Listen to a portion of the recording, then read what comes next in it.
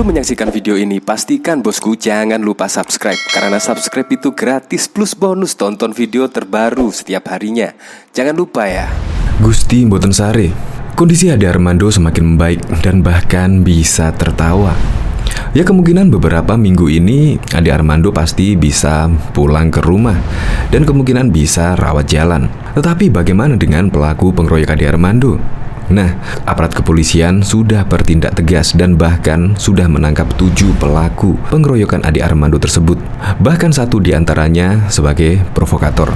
Dan mereka pasti akan berbanding terbalik. Mereka yang kemarin gembira setelah pengeroyokan Ade Armando sekarang kemungkinan bisa berlebaran di rutan. Sungguh ironi memang, sekarang Ade Armando mulai membaik dan bahkan bisa tertawa. Kemungkinan pelaku pengeroyokan tersebut lebaran di rutan. Pancingan Ade Armando ini sukses membuat para kadrun-kadrun tersebut keluar sarang. Yang lucunya lagi, padahal Ade Armando itu ikut demonstrasi tanggal 11 April 2022 bersama mahasiswa, yaitu sama-sama menolak perpanjangan masa jabatan presiden dan juga usulan 3 periode. Tetapi mereka penyusup gelap mata dan terprovokasi akhirnya melakukan hal yang tidak terpuji tersebut. Akhirnya mereka pasti menyesal setelah ditangkap oleh kepolisian. Yang tidak habis pikir lagi, BEM UI besok tanggal 21 April akan melakukan demonstrasi lagi. Saya sangat takut sekali jika ada penyusupan. Seharusnya BEM UI tersebut berkaca pada tanggal 11 April kemarin, yaitu aksi demo kemarin ricuh dan banyak penyusupan. Padahal kita ketahui Presiden Joko Widodo sudah menolak 3 periode dan perpanjangan pemilu. Bahkan kemarin juga sudah melantik Bawaslu dan Ketua KPU yang baru. Ya seharusnya update lah, seharusnya membaca berita sehingga tidak ada aksi-aksi lanjutan seperti ini. Padahal sudah jelas-jelas ditolak dengan tegas perpanjangan masa jabatan dan juga 3 periode. Ya semoga saja besok jika ada aksi demo tanggal 21 April semoga tidak terjadi hal sedemikian lagi dan bisa berjalan dengan sesuai rencana. Untuk lebih lengkapnya simak berita berikut ini, Good News Indonesia. Ade Armando mulai membaik dan bisa tertawa. Laskar pasti lebaran di rutan. Kondisi kesehatan Ade Armando yang dikeroyok sejumlah orang pada demo 11 April lalu kini mulai membaik. Bahkan, Ade Armando kini sudah bisa tertawa setelah beberapa hari menjalani perawatan di MRCCC Siloam Hospital Semanggi, Jakarta Selatan. Sekretaris Jenderal Pergerakan Indonesia untuk Semua PIS, Nong Darul Mahmada, sekaligus mewakili pihak keluarga menyebut kondisi Ade Armando semakin membaik dan mulai tertawa. Kalau komunikasi, alhamdulillah, Bang Ade baik ngobrol ketawa. Mungkin kita berdoa, semoga cepat membaik, kata Nong saat konferensi pers di MRC Siloam Hospital Semanggi, Jakarta Selatan pada Rabu, 13 April 2022. Nong menuturkan, meskipun Ade Armando masih dirawat di ruang high care unit ICU, secara umum kondisinya mulai membaik. Selain itu, kondisi terus dipantau oleh tim dokter. Kemudian, Nong juga menyampaikan terima kasih kepada seluruh pihak yang telah membantu evakuasi dan penanganan Ade Armando. Saya sampaikan dari pihak keluarga mengucapkan terima kasih banyak ke semua pihak yang telah bantu Ade Armando, tuturnya. Sementara itu, Direktur MRCC Siloam Hospital Semanggi Dr. Adityawati mengatakan pada Senin 11 April sore, pasien dibawa ke emergensi RS Siloam Semanggi dan langsung diberikan perawatan yang terbaik. Seperti tadi disampaikan masih dalam perawatan. Kami dari RS menjaga konfidensial pasien sehingga tidak bisa beri keterangan banyak karena rahasia pasien dan tidak bisa diumumkan, ujar Dita. Seperti diketahui, Ade Armando mengalami pendarahan serius di bagian kepalanya usai babak belur dipukuli sejumlah massa aksi di kawasan gedung DPR MPR RI. Pada Senin 11 April 2022, ia kemudian dibawa ke RS Siloam Semanggi untuk menjalani perawatan intensif. Diketahui, aktivis media sosial sekaligus dosen FISIP Universitas Indonesia Ade Armando telah dipindahkan dari high care unit ke ruang rawat inap. Hal itu disampaikan oleh Sekretaris Jenderal Pergerakan Indonesia untuk Semua, Nong Darul Mahmada.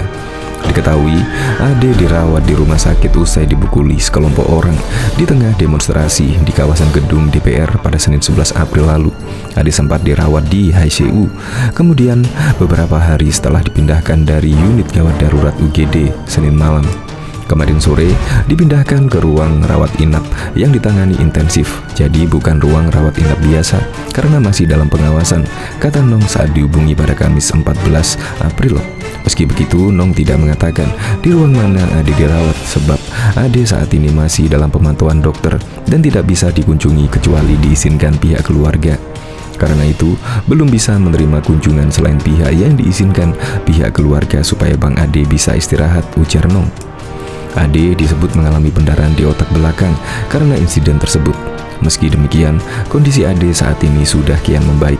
Secara umum, kondisi Bang Ade Armando baik dan masih dirawat di ruang ICU, kata Nong dalam jumpa pers di RS Siloam Semanggi pada Rabu 13 April. Diketahui, kasus pengeroyokan yang menimpa dosen Universitas Indonesia Ade Armando terus diusut. Sejauh ini total ada 7 pelaku pengeroyokan yang telah ditangkap.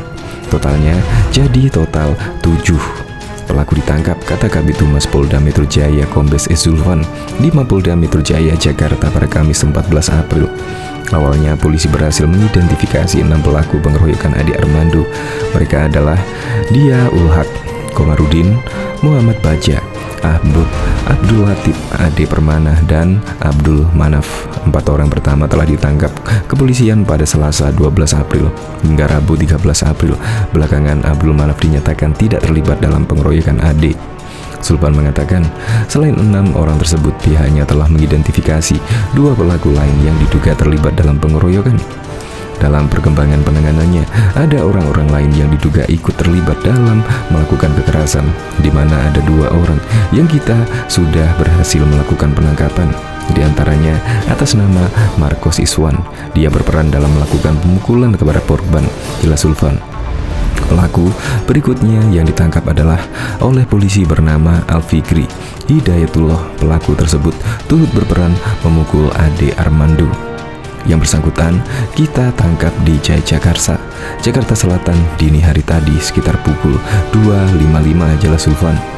Dengan penangkapan para pelaku ini, total ada 7 pelaku pengeroyokan Ade Armando yang telah ditangkap.